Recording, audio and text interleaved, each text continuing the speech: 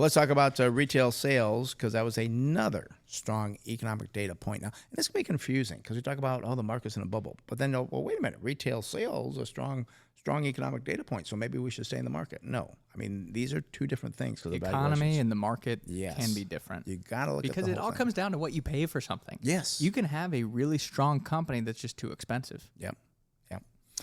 Even though people remain concerned about a slowdown in the economy, their fears haven't showed up yet in their spending habits. And I've seen that myself when I go shopping. In the month of June, retail sales climbed 3.9%, nearly 4% compared to the previous year. I mean, I was shocked by that. I mean, especially because people are like, well, prices are higher. And because this doesn't factor in, obviously, higher prices. But again, we saw inflation has remained tamer, I guess, than people may have realized. But then sales are still really strong. It's like if you had inflation of, let's say, 5%, retail sales growth of around 4% wouldn't be that impressive.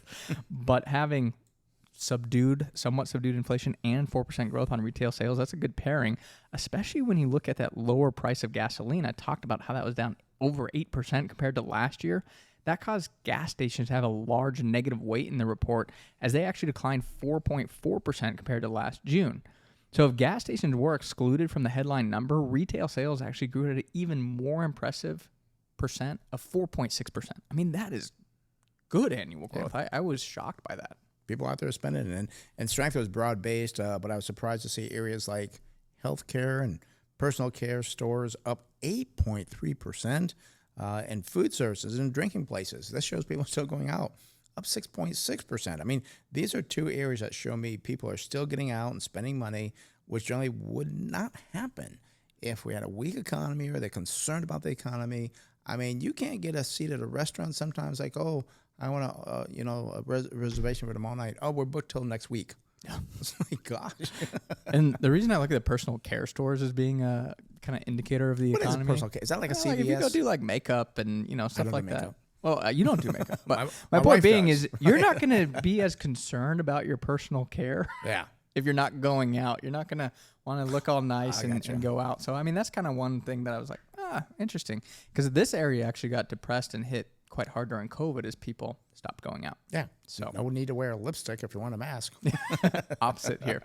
But there are some areas where consumers may be trying to get ahead of tariffs, like motor vehicle and parts dealers, which did see an annual increase of 6.5%, and also furniture and home furnishing stores, which saw an increase of 4.5%. But it's interesting, as it has now been a few months of strong sales in these categories. I mean, I remember this really kind of starting in April and being like, oh, well, maybe people are starting to get ahead of the tariffs. So April, May, June. Now, 3 months of people having accelerated sales in these categories. It's kind of interesting to see that.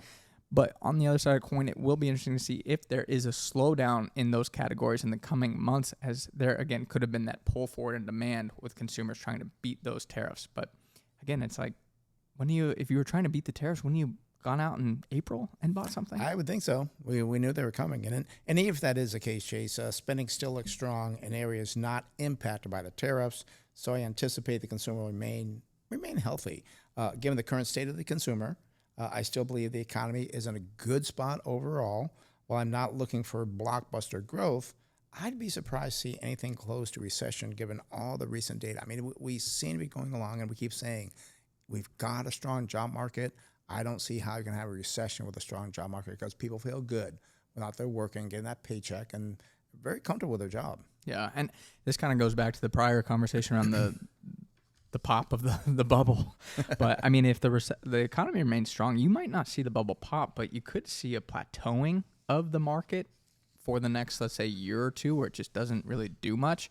And then maybe that recession kicks in, and that's when the bubble pops. And I'm not going to try and tell you when it's going to pop because I have no clue. I don't know when it could occur. But again, the valuation on the market is why we're concerned, not because of a potentially weak economy. And it could just be a slowdown in buying, causes the market to just kind of like slowly drift lower there. Exactly.